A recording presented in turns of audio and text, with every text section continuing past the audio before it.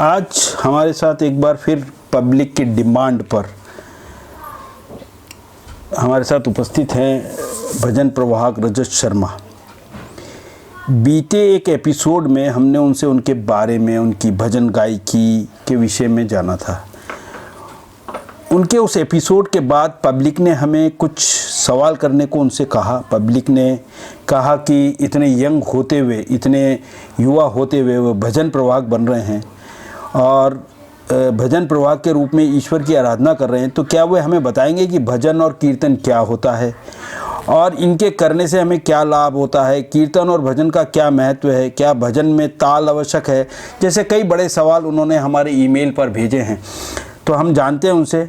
तो सबसे पहले तो एक बार स्वागत करते हैं रजत जी, एक बार फिर आपका स्वागत है आपका हमारे चैनल में। जी, सभी दर्शकों को राधे राधे और आपके और सभी दर्शकों के चरणों में कोटि कोटि नमन, प्यार भरा राधे राधे।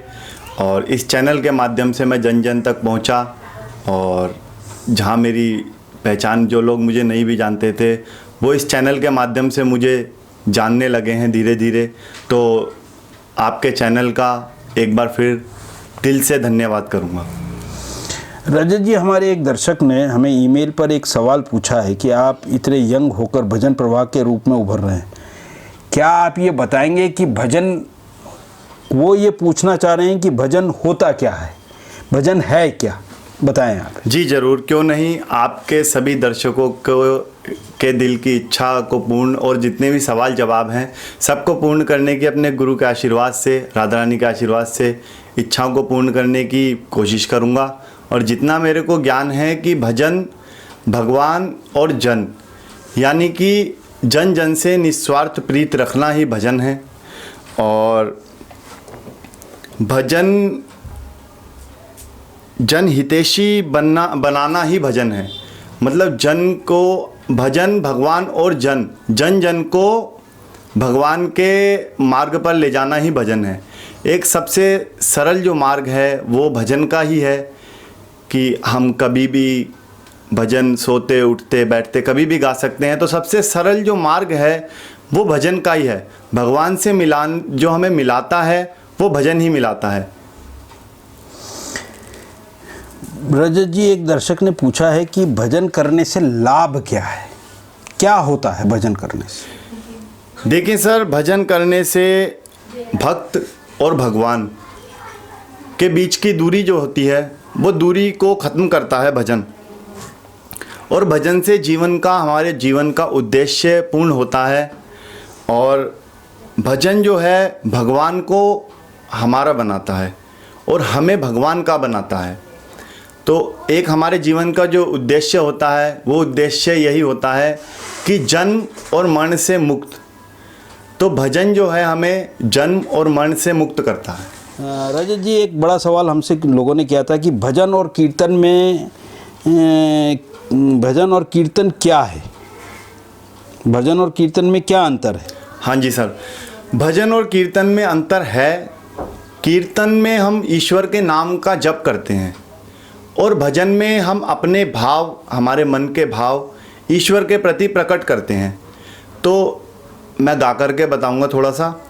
कीर्तन इस तरह से होता है कि श्री कृष्ण गोविंद हरे मुरारी, हे नाथ नारायण वासुदेवा, ये कीर्तन है।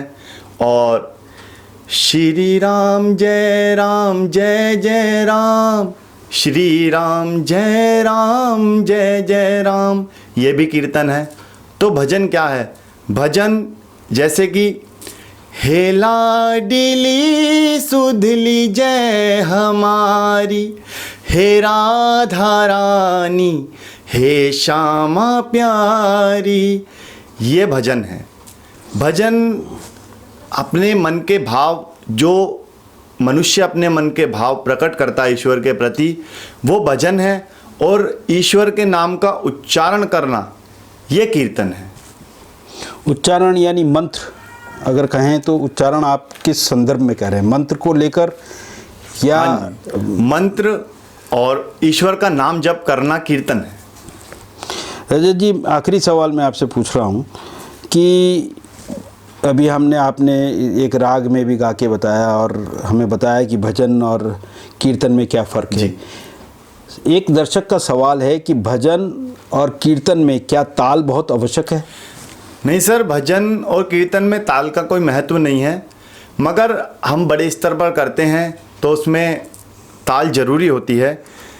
जैसे अधिकतर भजन चलता है कहरवा ताल में, कहरवा, दादरा, तीन ताल, झप ताल, रूपक, अन्य तालों में भजन रागों के अनुसार गाया जाता है और इसमें मींड, खटका, गमक, मुर्की का भी प्रयोग होता है और आवश्यक नहीं है कि भजन कीर्तन में ताल हो, क्योंकि आपने देखा होगा घर में महिलाएं कई बार ढोलक लेकर के और मंजीरे लेकर के बैठ जाती हैं, तो क्या वो राग में गा रही हैं? नहीं, वो राग में नहीं गा रही, फिर भी वो ईश्वर के प्रति भाव प्रकट कर रही हैं अपना गा करके। तो भजन और कीर्तन में आवश्यक है भाव, भावना को प्रकट करना ही भजन है। चलिए, देखिए आपने हमारे दर्शकों के जो जवाब थे, सवाल थे, उन सवालों का जवाब उभरते हुए एक भजन प्रभाग रजत शर्मा जी ने बड़ी खूबी से दिया है। आशा है हमारे दर्शकों को उनकी जो जिज्ञासा थी वो यहाँ पूर्ण हुई होगी।